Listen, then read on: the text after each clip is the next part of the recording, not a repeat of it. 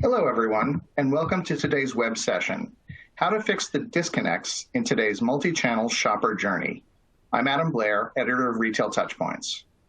Many mid-sized retailers, both in the B2B and B2C arenas, still use separate business systems to manage their different channels and touchpoints. The danger of having separate systems, of course, is that it becomes nearly impossible to get a holistic view of multiple commerce points or other key areas of the business. And with more shoppers routinely moving between channels as part of their buyer journeys, these disconnects can have a negative effect on the customer experience. So during this web session, you'll learn simple ways retailers can bring all their commerce points together under a single platform, as well as how to streamline processes and simplify tax compliance. But first, let's go through a few housekeeping notes. For anyone who may be new to Retail Touchpoints, welcome. When the session is over, I encourage you to join our community of nearly 90,000 retail executives, analysts, and practitioners. You can follow us on Twitter and LinkedIn. You can see the addresses on this slide. And of course, check out our great assortment of content and resources on our website, www.retailtouchpoints.com. That includes everything from breaking news to timely trend pieces and success stories, as well as detailed benchmark research reports, videos, podcasts, and more webinars like this. So to make things a bit easier for you, you can subscribe to our free newsletter to get the latest news and content delivered right to your email inbox. Now let's dig into the platform. So right now you should be seeing the main On24 dashboard.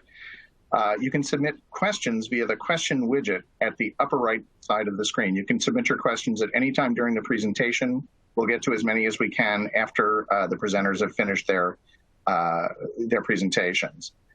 Additionally, you can use the interface to the right of the slide screen to download resources that are related to this topic. And perhaps the most important thing to call out is that you can share your feedback on today's webinar using the widget at the bottom. Please take a moment to do this so you can help us improve our virtual events and standalone webinars moving forward. Today's session is slated to last approximately 40 minutes, and as I said, we will have some time for audience questions at the end. Now I'd like to introduce our speakers. Pete Olenday is Vertex Consulting Retail Practice Leader, responsible for the integration of Vertex's indirect tax solutions in the retail space, specifically with point-of-sale systems and e-commerce platforms. Prior to joining Vertex, Pete worked for IKEA and EY, and he has a BS in Information and Decision Sciences from Carnegie Mellon University. We're also joined today by Scott Rich, who's the VP of Marketing at I-95 Dev, and has 40 years of experience in the business applications market. He's worked for a variety of software companies, serving in leadership roles in sales, marketing, professional services, strategic alliances, and product management. Now, for 3 decades, he's been dedicated to ERP, CRM, e-commerce, and other associated business application ISV solutions within the Microsoft, SAP, NetSuite, Infor, and Salesforce communities, focused primarily on the manufacturing, distribution, and supply chain industries. Welcome to both our speakers. At this point, I'm going to hand it off to Pete, and he's going to get started with the presentation. Thanks, Adam. Hello, everyone, and thanks for joining. As Adam said, my name is Pete Olenday, and I lead Vertex's retail consulting practice, which is part of our professional services organization, helping customers implement and integrate our solutions in the retail space. Just a little bit about who Vertex is. I just advanced the slide, I apologize. Vertex is a tax technology solution provider. Our vision is to accelerate global commerce by removing the friction between how businesses get things done and what's needed to drive growth. For example, launching new products, expanding in new regions, and expanding into new distribution channels. Our solutions help you do this with the highest degree of confidence that your indirect tax obligations will be met accurately, efficiently, and at scale. Vertex inhabits the space between commerce and compliance, facilitating transaction volumes wherever and on whatever platforms and whatever enterprise applications you use to conduct business. We have pre-built integrations connecting your core back office systems, for example, accounting, e-commerce, procurement, billing, supply chain. So you always have the accurate tax determination and calculation using real-time data. We also facilitate the end-to-end indirect tax lifecycle. So from tax determination and calculation all the way through to data management and audit traceability.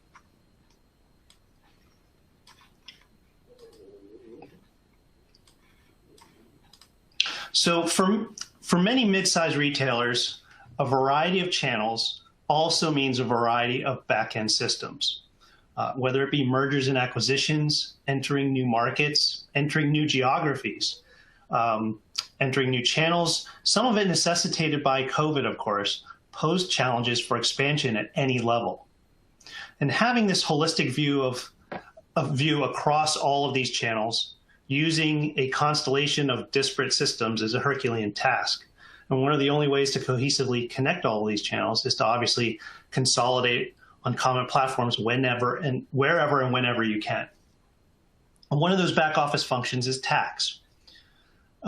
With the acceleration of e-commerce, some analysts say that the shift from brick and mortar to e-commerce has accelerated by as much as 10 years. The lines between channels has blurred more than ever. We've had buy online, pick up in store, and we've had buy online, return in store for quite a while. But with the prevalence of things like curbside pickup and the sheer volume of customers shopping online, it has become critical to offer a consistent customer experience across channels, no matter how customers interact with you. This includes everything from pricing to promotions, from product selection to the checkout process. And this obviously includes functions like tax calculation and tax compliance. For example, events like sales tax holidays should be a consistent experience. Whether in-store, online, or buying through an app, the customer expects the same tax treatment on that purchase, and that includes a reduced tax rate, for example, in the case of a sales tax holiday. This consistency is not only critical on the front end, though, meaning on the tax calculation and what is charged to the customer, but also consistency across the channels on the back end, on the compliance and the reporting end of it all. The lines between channels are not only blurring from a customer perspective, but also internally in the back office. Retailers need full visibility of sales and taxes charged across the enterprise. They need to see the transaction detail across e-commerce and brick and mortar. And if they sell on a marketplace, it has to include those sales as well. And with Wayfair, if you're familiar with that, now more than ever, a holistic view of sales across the entire enterprise is critical to understand their overall economic nexus. And what that means is whether or not they need to register in a certain jurisdiction, even though they don't have a physical presence. However, that consolidated and collated view of all those sales across all those channels have to be granular enough in detail so that the channels can be distinguished from one another when you're looking at all of this data. Was this an online order or was it a brick and mortar sale? Was it a curbside pickup or an online return in store versus a merchandise return from a different store location? In other words, they need to see an end-to-end view of each and every transaction with location and date detail, which poses a challenge when you're talking about it in an omni-channel scenario. There's a lot of variables, there's a lot of factors, and a lot of data points. Lastly, when we talk about scalability, from what we've learned during the pandemic, retailers are going to be creative and very innovative in pivoting and finding new ways to meet their customers. The flexibility we've seen with retailers able to provide things like curbside pickup almost instantaneously when their stores were shuttered shows that new channels can be developed very quickly, and that means functions like tax need to be nimble enough to be able to pivot and scale accordingly. This means that the tax calculation needs not only to support stores and online, but maybe also things like mobile apps or a new point of sale platform like an in-store handheld device for the store associates, or possibly additional channels like marketplaces, purchases made on social media. I mean, who knows what will come next? I mean, there could be other channels that we haven't even thought of yet. Scalability also means that there's depth in addition to the breadth. Wayfair has meant for some regional retailers, they've had to register in additional states and will continue to do so as their economic nexus thresholds are met. Tax becomes a critical, sometimes overlooked function, becoming an increasing challenge as new reporting requirements are added, and new jurisdictions mean that there's new sets of tax rates and rules to manage, something not manageable in a sort of manual process, and very difficult if you have several solutions spanning across several channels. And lastly, scalability can also mean that selling new types of products outside of the current core product range or bundling them in new ways can also pose challenges. It's critical that the tax solution scales with the retailer's expansion and pivots, and should not be the limiting factor in those initiatives. So at this point, we're going to take a look at how Vertex solves for this problem. What you're seeing on this diagram is just a high-level view of Vertex being used as a common tax platform for various sales channels, and those channels means various systems. So starting at the lower left with maybe an order management system, and then maybe you have an ERP, you have an e-commerce platform, and you're running point of sale in your brick and mortar store locations. Each of those systems representing a channel of some sort, or maybe a combination of channels, has a specific connection to a Vertex solution. So there's an interface designed to leverage all the capabilities of that particular system, but also providing a consistent tax calculation no matter how a customer is interacting with you or making purchases. So that's on those double-sided arrows sort of represent the calculation front of it. All of those systems are most likely feeding all that transaction data at the end of the day into some sort of repository, whether it's a data warehouse or a sales audit system or the ERP itself. So you have a consolidated view of all of your transactions across all of your channels can be fed into the Vertex solution. So on the tax reporting front, you have a likewise consolidated view of all of your tax calculations, tax collected, and all of your tax liabilities in one place across the enterprise, across different channels. And then lastly, I'll close with a diagram of just an example of a Vertex retail solution. This is specific to the Microsoft D365 platform, where we've integrated with the D365 commerce platform in both the e-commerce channel as well as the brick and mortar channel. So on the leg on the left side of this diagram, you have possibly your web store, an e-commerce platform interacting with Vertex, our Vertex Indirect Tax O-Series product, using live web service calls to calculate tax in real time as transactions come in, right? So customers are placing orders online and tax is being calculated for those particular products, for those price points in their particular ship to address. That's a live call. Likewise, in your store locations, using the D365 retail or point of sale solution, it's also using a live web service call. So what really you're getting is a consistent tax calculation, whether the customer's buying it online or buying in store. It's the same calculation engine in the back. We also have this idea of this Vertex Lite product, with the small blue box you see in the corner of both the e-commerce and the retail box, is a miniature on-premise version of our calc engine that can be used as failover. So what you're seeing is that if e-commerce or the stores lose connectivity to the central Vertex O-Series product, there is our calculation engine residing locally that can fail over to. Again, even in a failover scenario, you have a consistent calculation engine calculating tax across different channels. At this point, I'm going to hand it over to Scott Rich from I-95 to talk about how they've solved for these challenges in the omnichannel world. Okay, thanks, Pete. It's great to be joining you today. What I'd like to do is just start out with a little bit of a background on I-95. We've actually been delivering e-commerce solutions for over 20 years now, and we take a look at it from an end-to-end perspective as well. So when we talk about ERP integration, we're not talking about just a simple, one-to-one connection between a web store and an ERP system. There's really an entire life cycle that we take a look at. So many touch points along the way in that order buying process online. We've got over 200 employees. As I mentioned, we've been around for over 20 years. And so we've got a lot of experience, hundreds of customers at this point to draw upon our experience.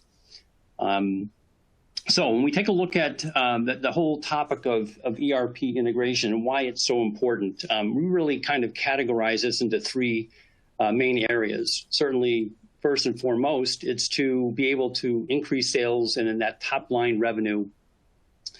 And one of the ways that we can do that is to help to increase the customer base that you have. So acquiring new customers becomes more important. And one of the ways that we can help with that is to really go this multi-channel or omni-channel direction. So it's no longer enough just to have a web store and hope that people are going to find you or try to drive some activity to that website. You really need to look at all the different possibilities, and we're going to get into some more details on that. But essentially, it's having access to marketplaces and social media, as Pete mentioned, being able to make sure that no matter how someone is looking and doing their product search, and we know that it's changing all the time, that they're going to be able to find you. So having that ability. The other advantage to connecting with an ERP system is getting that 360-degree view of your customers. So if you think about ordering something on Amazon and it has all your customer history, it knows what your buying habits are, what you've bought in the past, and therefore it can start to make some suggestions. It can start to upsell and give you some ideas on what else to increase the size of your order. And then lastly, being able to go beyond the traditional marketing methods that you would have in the past, being able to use social media, web search optimization, of course, having visibility on marketplaces and even some industry-specific sites that might apply to your specific industry that you're in. So that's number one. Number two, it's really to be able to decrease costs and improve your overall operational efficiency and therefore drive more profitability.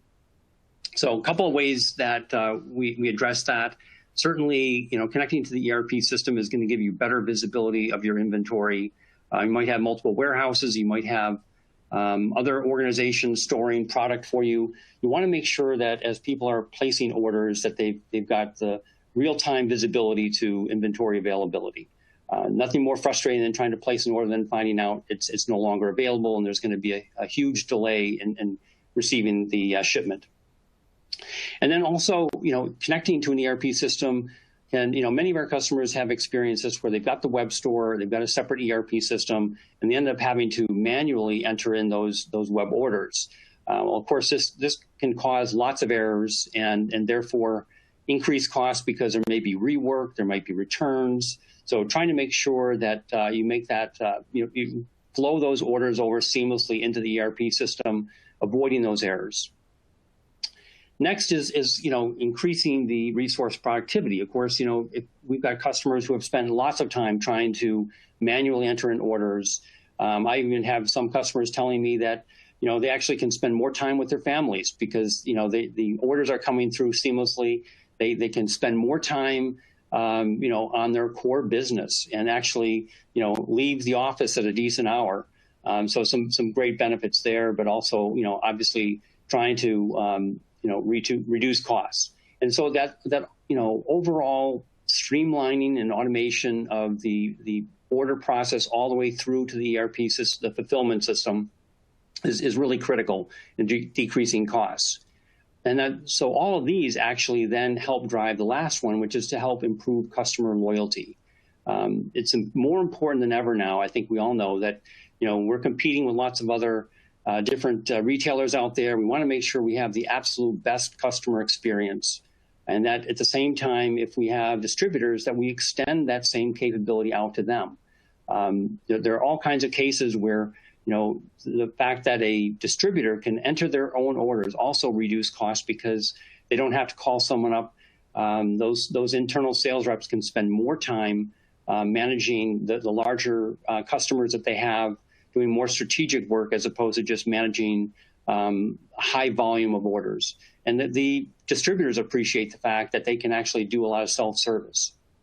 The other benefit there is by having the distributors have that B2B accesses, you get more visibility into what demand is actually coming in, therefore having more accurate forecasts. And I've had some customers say that by having more accurate forecasts for their suppliers, they actually can negotiate better pricing. So another way to reduce costs by having that visibility to demand coming in from all different channels. And then also improving that whole time to market. So shortening that order to cash cycle is very, very important. And customers obviously are going to be more loyal if they know that they're going to be able to get product as quickly as possible. I think we all we've experienced the fact that, when we decide to make a purchase, we want that product as soon as we can.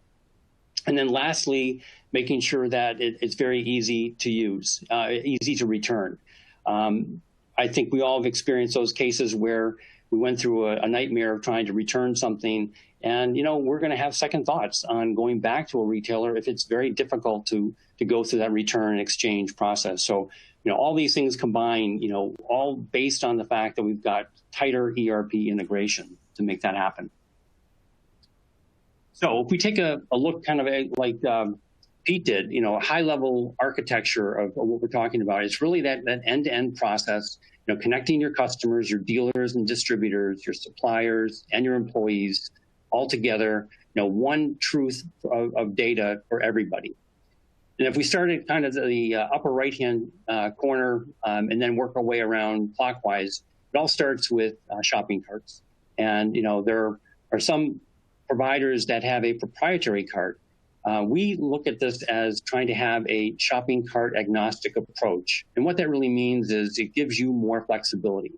Rather than trying to build our own shopping cart, we believe there are leaders out there, best of breed solutions like Adobe Magento, BigCommerce, and Shopify. They all have their strengths and capabilities. And, we can work with a customer to see which one of those is, right for their business in terms of size and cost and apps that go along with it. So having that ability to have, a choice on what is the most appropriate web store to work with, taking a look at the apps that are being developed for those. I mean, that's one of the other advantages of having this shopping cart agnostic approach is you therefore leverage all of the development that's going on to fill white space that they might have, as opposed to working with a proprietary web store that you have to wait for a product roadmap to catch up with the latest apps that might be out there. With these guys, it's like they say, there's an app for that. They've got all the apps that have been developed, and you can very easily add something, a new capability whenever you need to. And that you've got the ability to have a single web presence, whether it's for business to business or business to consumer. So the next area is really down in we talked about this omni-channel. And that means not only having that web presence, your own web presence, but also making sure that people can find you in all sorts of other areas, as Pete was mentioning. So we've got these marketplaces like Amazon and eBay and social media as well. For me, I oftentimes will start my buying journey through Amazon as a Prime member because I think I might be able to get some free shipping. So that's an attractive thing to me. For my kids, they're on social media all the time, and they tend to see a lot of ads, and they start their journey from a social media app. And then there's, of course, other retailers that you might want to also connect with and make sure that you've got visibility of inventory, no matter where you're placing that order. Again, everything guided through, our platform, which provides the integration to all these different areas. Next, we come down to the ERP CRM environment, the real core corporate business system. And, we have oftentimes there are corporate salespeople internally who might be taking phone orders. They want to be looking at that same inventory, making sure that, you've got the right availability, you understand what's there. By having that, knowing that if they're out of stock on something, you've got the ability to make suggestions and not lose that sale. Of course, you also have field salespeople who might be actually coming into the environment through a separate CRM system from the ERP system. So there are many companies who have Dynamics 365 and Salesforce CRM. So making sure that, there's not just that one integration with the ERP, but there may be multiple business systems and multiple entities that need to come together, and having that core what we call e-commerce growth engine platform allows you to be able to integrate all those different business systems together, so everyone's looking at that same data. And then lastly, you've got the other supply chain capabilities that you want to make sure are integrated there. So you place your order, making sure that you've got the shipping information integrated. You've got that ability to see, when something is going to be delivered and track it. You've got, as Pete mentioned, all the advantages of having tax integration. So you've got all the tax tables available to you. So all kinds of supply chain capabilities that come together, everyone looking at the same information, one truth, which is so important. And also just that efficiency of knowing that everything is flowing through together. You're not having to manually re-enter things and risk making any errors along the way. So one of the ways we help with that, like Pete mentioned, there are some pre-packaged, pre-built connectors that help you add these capabilities as needed. So of course we've got connectors for a variety of Microsoft Dynamics products, both on-premise and cloud-based. We've got integrations to the marketplaces. We've got, of course, the tax integration with Vertex, payment processors, and even lots of modules that come into play if you have distributors in the mix as well. So knowing that you can plug and play, not having to re-platform every time you make a change, it's very easy to make those changes and bring in new capabilities anytime you need to. So if we drill down another level, down to the actual entities that are being integrated, really like to think about this as more of a bi-directional process. It's not simply a matter of you've got an order and once you place the order online, it gets flowed over to the ERP system, but you've got this visibility, really kind of having the same capabilities as an enterprise like an Amazon, to be able to have access to that customer master data, to know more about that customer, not only what their buying habits are, but maybe where they're based. So I've worked with a company before that sold bicycles, and there was a mandate in California, for example, where helmets are a requirement, that you have to have a helmet. So having that suggestion, an upsell that hey, you're in California, it's a requirement. Don't want to get a ticket for not having your helmet on. Having that visibility back and forth is very important.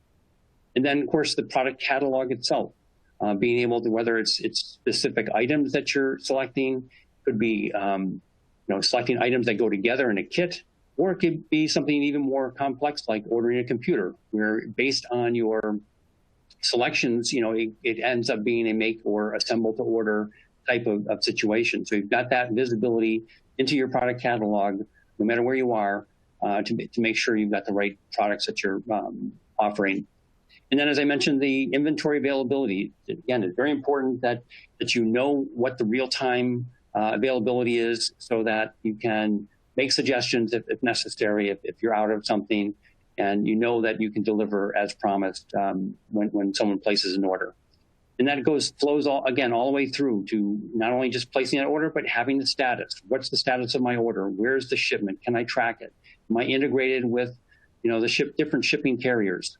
So I know, when my product is going to arrive. And then as we move further down the list, we've got areas that really apply more to the business to business. So things such as a corporate account information. So in a distributor environment, you might have sales reps who are only supposed to be selling certain products, and based on their ID, you might only be served or shown the products that apply to you and to the customers that you serve. Certainly makes their job a lot easier, and to make sure there's no mistakes. So having that corporate account, having sales reps be able to log in, see what's important to them, be able to manage the process on their own, very good. As I mentioned, the sales quotes is another area where oftentimes in a distributor environment, they're starting with a quote, and then they want to be able to discuss the details with a sales rep at corporate before they actually finalize and release an actual customer order. And then it goes down to tiered pricing, making sure that you've got the ability to specify price breaks, have other different pricing algorithms that are in there that help give you the actual right price for that particular customer.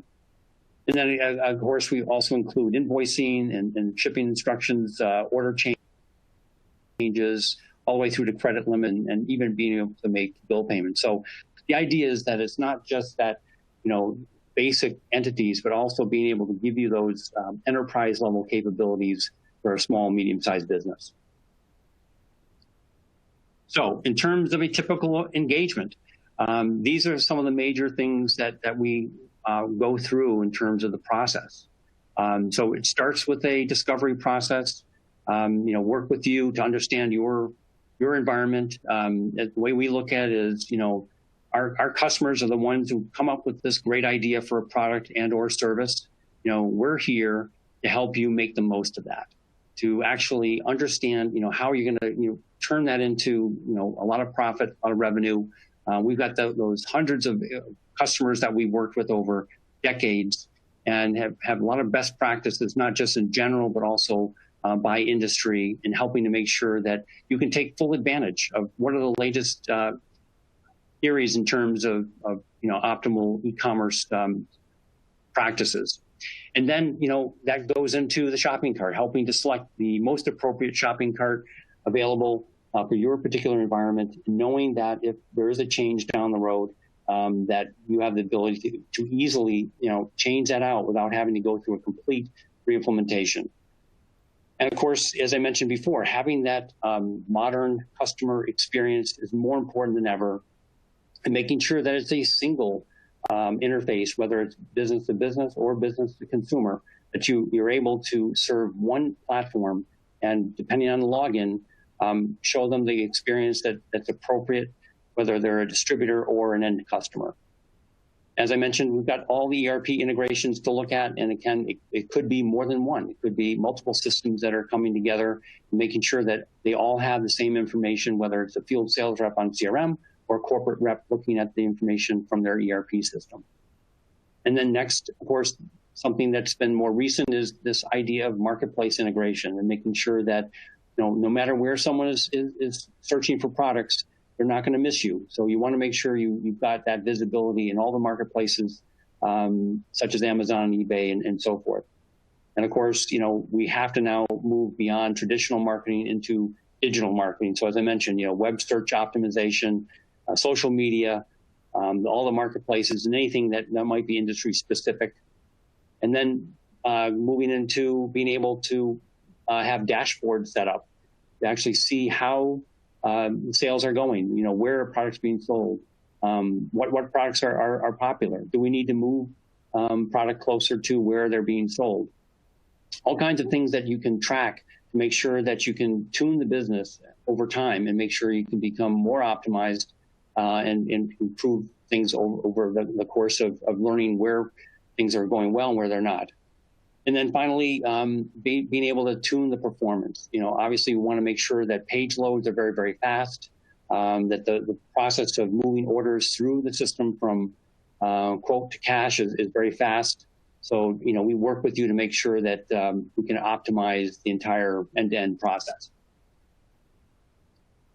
So just kind of looking at a few examples, of course, we've had experience, a wide variety of retailers and distributors, everything from those B2B organizations through CPG, food and beverage, fashion apparel, and even some niche markets as well.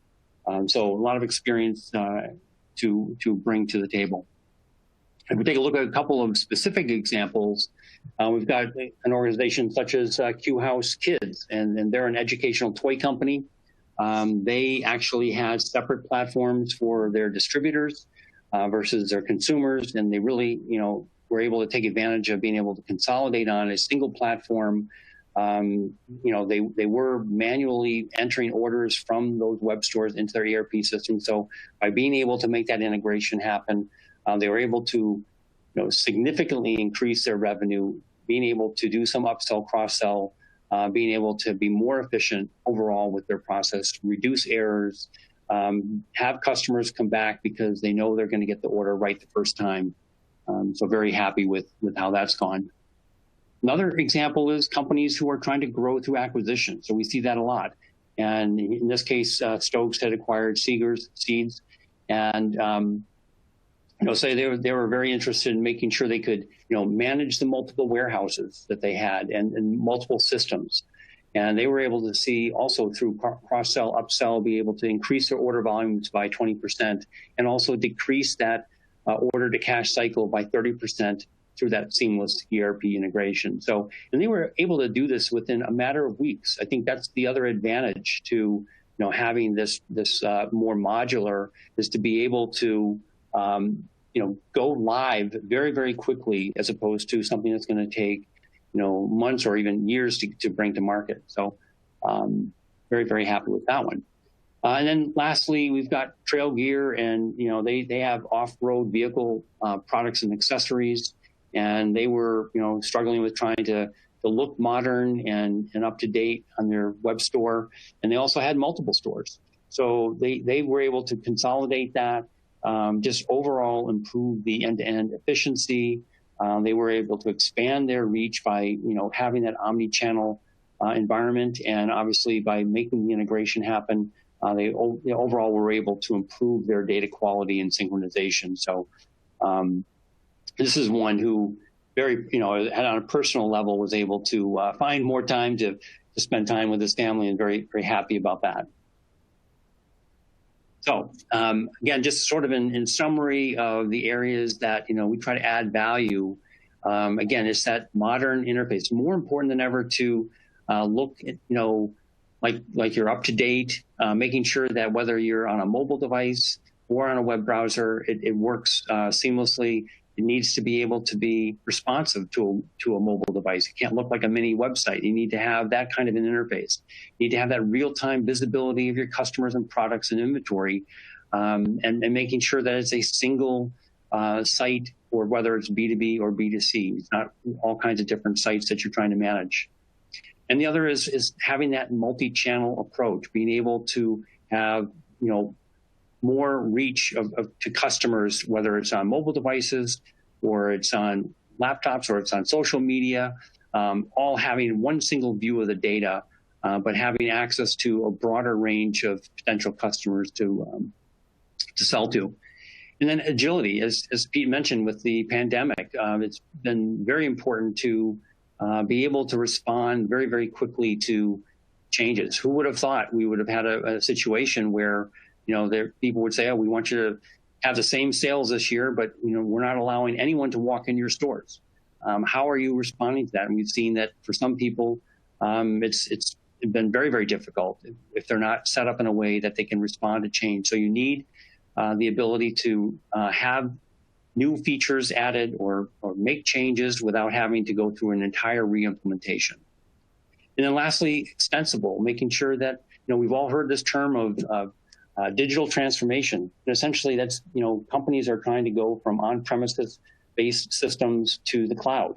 So by having connectors to both on-premise and cloud-based dynamics, as an example, many customers will start with an integration to their NAV or AX system, and then want to be able to quickly go to Dynamics 365. And it's really a matter of putting in a different connector.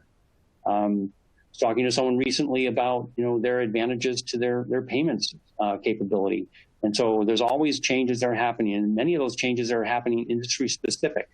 And so being able to take advantage of those changes and new features, new third-party applications, is very important. So you want to be able to have that ability to extend the system as new things emerge. And we know that new capabilities are coming out all the time, very, very fast. Of course, having access to lots of apps out there and being able to just plug and play when needed. And then so again, just sort of to summarize, we look at ourselves as that one-stop shop, everywhere from providing that best practices consulting, helping, of course, with the integration to whatever system throughout that process, throughout that life cycle of the order, having the ability to analyze, as we always start with the best intentions of how you're organizing things, but having a good dashboard with analytics to measure the performance and to make adjustments is key. We all know that each customer has their own unique requirements, and having some development capability to deliver on that is also important. And then, of course, moving to more of a digital marketing, having that fully integrated into the process, not something that's separate, but something that's working together. So, whether it's social media ads or it's something in Google Ads, making sure that all your digital marketing is driving demand to your web store. And then finally, being able to give you the ability through training to help maintain the product on your own whenever possible. So having templates and content management. So not having to rely necessarily on a vendor to do all the changes that you need, but being able to make some of these changes, in-house and not necessarily with technical resources. So lots of capabilities, trying to provide all that together. So with that, I will turn it back over to Pete just to close us out. Thanks a lot, Scott. That was a lot of great information, a lot of great insights. On this slide, Scott's and my contact information. If you have any questions after seeing this presentation and kind of digesting this material, if you have any questions, our email addresses and phone numbers are there. Again, thanks for joining, and I'm going to turn it over to Adam. All right, thanks so much, Pete, and Scott as well. At this time, we have been getting some questions in from the audience, and if you haven't already done so and want to ask a question, there is still time to do that. We'll get to as many of these as we can. The first one is, what is the most significant challenge you've seen from retailers in regards to omni-channel? I guess that might be for Scott, but maybe for both of you. Yeah, I mean, you start, Pete. Sure, thanks, Scott. So from my perspective, again, very limited in scope, is obviously it's tax related, but the most significant challenge we've seen is as retailers move across channels or enter new channels, it's that consistent tax calculation. It's more on the front end calc, right? So if a customer buys something on the web versus buys the same product that they were to walk in your store, they expect the same tax calculation. We've seen some challenge with that because point of sale might be calculating tax in one way, and the e-commerce platform in order management might be calculating tax in a different way, using a different system or just a different calculation engine altogether. So it's that's probably the biggest challenge that I've seen out there. Scott, I'm sure you've probably quite a bit of challenges you've seen in an omni-channel space, in the omni-channel world. Sure. Yeah, I think, one of the biggest is, the fact that oftentimes they get treated as separate efforts and not, fully integrated. So it's having that visibility. So again, as I mentioned, it's not a single point of integration between the web store and the ERP system, but it's bringing all of those other omni-channel sales phases together so that you have that inventory availability. Everyone's looking at the same information. So there's multiple touch points that need to be considered. Everything has to be integrated. It can't just be, the main web store and that's it. It's got to be everybody. Yeah, that certainly makes sense. And especially in regard to inventory, if you don't have that, you've got to maintain safety stock so that you're sure you can fulfill all the orders. But if you know exactly what you have, it might even be an opportunity to lower your inventory levels. We did get a question about COVID-19. What are some of the biggest pivots you've seen in response to COVID in the context of new channels? That's interesting. Scott, you had mentioned some COVID, sort of the overall, make your numbers even though your store might be closed. But are there other pivots you've seen in response to COVID? I think comes down to how fast, someone has been able to, come up with the different, web interfaces, as Pete was mentioning, shifting to people picking up, curbside, those kinds of capabilities. So, it's just being able to roll those capabilities out fast enough so that they're not losing any time. And, a lot of that can come down to, simply adding an app versus now having to reprogram something in. So the advantage to, working with some of these, best of breed platforms like Magento is that you have the confidence that as these, inflection points happen, you've got so many things at your disposal that are likely there already to address it without having to go through custom programming. Interesting. All right. We are getting close to our time, but we do have time, I think, for one more question. This one came in. Are there any significant legislative changes that are posing issues to retailers lately? Pete, that might be for you or maybe for Scott as well. I'm not sure. Again, from a tax perspective, quite a bit of legislative changes. Even prior to the pandemic, we had things like South Dakota versus Wayfair, which, if you're not familiar with it, really means that you might have to collect tax in places where you don't have physical presence. So you just have to, you have sold a certain amount in dollar values or a certain number of transactions in a certain state, and then now they're requiring you to register in that state, subsequently file taxes, which also means you have to charge your customer sales tax in that state. So that's a significant one, very significant one. Another one somewhat related is the marketplace facilitator laws, which now means, it's become more in the spotlight as more retailers move to marketplaces. It means that now if I sell on Amazon, it kind of defines the relationship between the marketplace and the seller. Who's responsible for charging what, who's responsible for collecting what, et cetera. And then, this pandemic, there's a lot of states out there getting creative, I'll be honest. Things like Maryland's digitally delivered goods laws that are fairly recently passed, and I think other states are going to follow, as if streaming services, anything that's digitally delivered like software, those will have a separate tax, if you will. So those laws could be different than if you were to walk in to a Best Buy and buy that piece of software.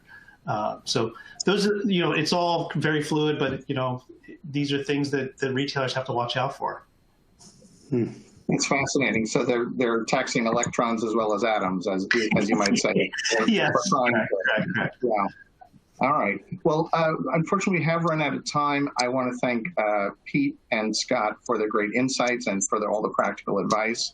I certainly want to thank Vertex for sponsoring this event. And thank you, the audience members, for joining. I hope everybody has a great day.